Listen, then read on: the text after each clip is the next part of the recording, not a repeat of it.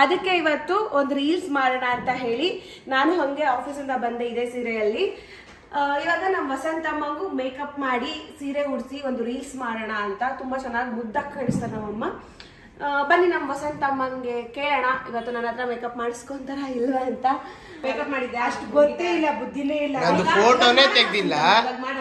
Excuse me, ನಂದು ಚಿಕ್ಕ ವಯಸ್ಸದ ಫೋಟೋನೇ ಇಲ್ಲ. ಇನ್ನ ಮೇಕಪ್ ಎಲ್ಲಿ ಮಾಡೋರೆ? ಇನ್ಮೇಲೆ ಮಾಡೋಣ, ಇವಾಗ ಮಾಡೋಣ.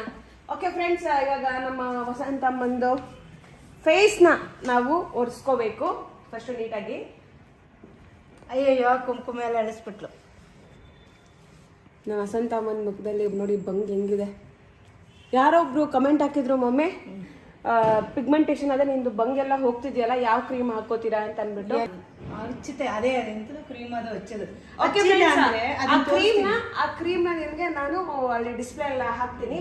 ಸೊ ನೋಡಿ ಆ ಕ್ರೀಮ್ನ.